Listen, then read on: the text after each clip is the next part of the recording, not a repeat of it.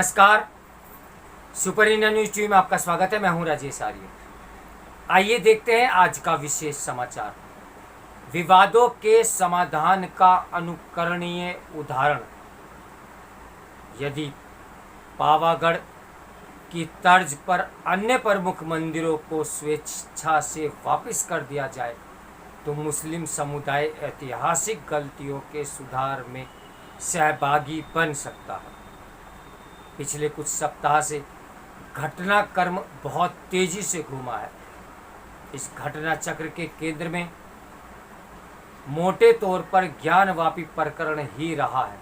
चाहे इस प्रकरण पर छिड़ी जोरदार बहस हो या फिर इसी बहस के दौरान नुपुर शर्मा की टिप्पणियों के विरोध में सड़क पर उतर कर किया जाने वाला उत्पात हो या उस पर इस्लामी देशों की अनावश्यक प्रतिक्रिया या फिर अमरावती और उदयपुर की दिल दहलाने वाली घटनाएं। इन सब घटनाओं के मूल में कहीं न कहीं ज्ञानवापी प्रकरण ही है।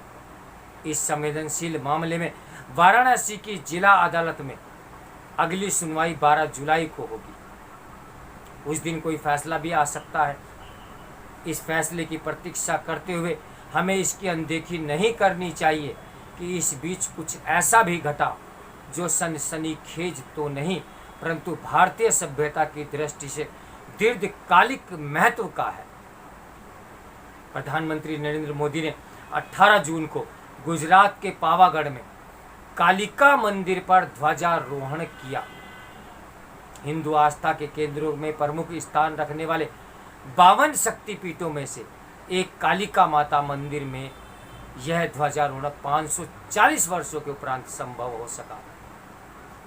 पावागढ़ का यह काली मंदिर मध्यकालीन मुस्लिम शासकों द्वारा तोड़े गए उन हजारों मंदिरों में से एक है जो असहिष्णुता और कट्टरता के इस्लामी रिकॉर्ड की याद दिलाता है।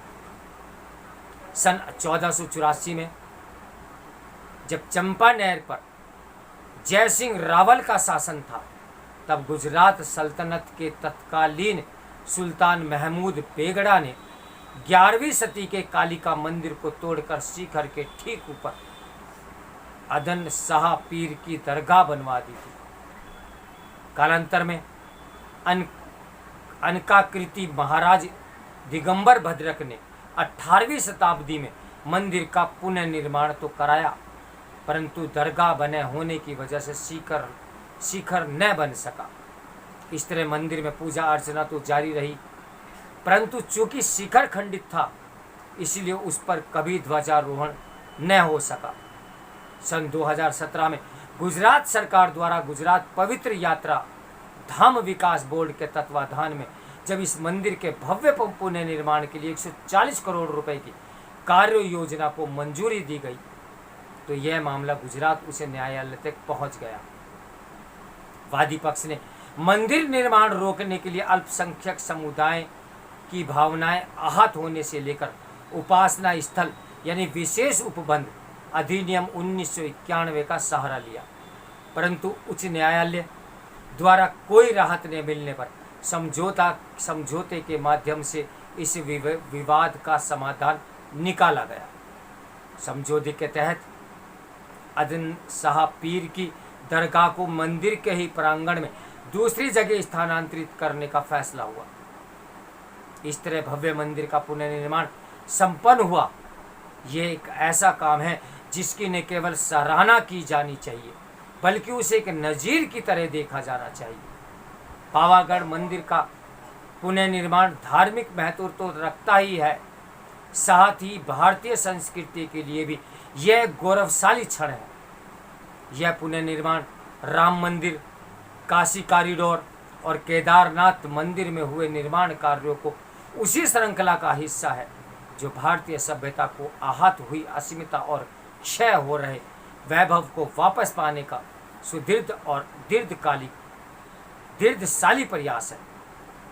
सांस्कृतिक पुनरुत्थान की जिस प्रायोजन की अपेक्षा स्वतंत्रता प्राप्ति के तुरंत बाद की गई थी और जिसकी एक झलक सोमनाथ मंदिर के पुनर्निर्माण में देखने को मिली वह आज 75 वर्ष बाद प्रधानमंत्री नरेंद्र मोदी ने के कार्यकाल में फलीभूत होती दिख रही है।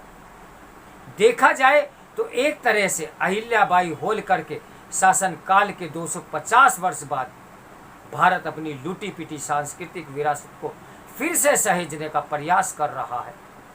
यह प्रयत्न इसलिए भी अनोखा है कि आइबेरिया प्रायद्वीप वर्तमान में स्पेन के बाद भारत विश्व का पहला ऐसा राष्ट्र है जो इस्लामी आक्रमण द्वारा थोपे गए अपमान के प्रतीकों से मुक्ति पाते हुए धीरे धीरे ही सही पर सांस्कृतिक धारा को पलटता दिख रहा है। पावागढ़ मंदिर के नवनिर्माण ने वर्तमान राजनीति को भी एक बड़ा सबक दिया है। यद्यपि पावागढ़ की तुलना अयोध्या, काशी या मथुरा विवादों से करना इसलिए ठीक नहीं होगा क्योंकि सुन्नी बहुल भारतीय मुस्लिम समाज में बहुत बड़े वर्ग में मज़ारों के प्रति उदासीनता रहती है। फिर भी यह मानना होगा कि मंदिर मस्जिद या मंदिर मज़ारों के विवाद यदि पंथ निरपेक्ष नेताओं और वामपंथी बुद्धिजीवियों के दखल से परे रहे तो इनके सौहार्दपूर्ण समाधान की गुंजाइश बनती है। पावागढ़ विवाद सुर्खियों से भी दूर रहा और बुद्धिजीवी एवं इतिहासकारों की मक्कारी से भी, वरना वह कुख्यात महमूद बेगड़ा जिसने सोमनाथ द्वारिकाधीश, रुद्र महाले और पावागढ़ सहित अनेक मंदिरों का विध्वंस किया, वह मधांत सुल्तान जिसने जूनागढ़ के अपने ही जंगीरदार राव मंडलिका को यह बताकर उस पर हमला किया कि वह अपने हिंदू होने की सजा पा रहा है, और गुजरात सल्तनत का वह क्रूर शासक जिसने जूनागढ़ के राजा भीमा का एक एक अंग काटकर अहमदाबाद के 12 द्वारों पर लटका दिया था, उसे भारतीय इतिहासकारों ने कला प्रेमी और हिंदू मुस्लिम एकता का प्रतीक ठहराने में कोई कसर नहीं छोड़ी। यह अनुमान सहज ही लगाया जा सकता है कि यदि पावागढ़ सेक्युलर नेताओं की लड़ाई का अखाड़ा बनता और वामपंथी इतिहासकार तथ्यों का गला घोटकर इस विवाद में मुस्लिम समुदायों को बरगलाने के बहाने ढूंढता तो यह पुनर्निर्माण कितना मुश्किल था। भारत में ऐसे अनेक विवाद हैं जो इस प्रकार की सूझबूझ और समझदारी से सुलझाए जा सकते हैं, बेशर्ते प्रयास ईमानदार हो और विध्वंस के प्रतीकों में कोई समुदाय अपना सामाजिक अभिमान न ढूंढे।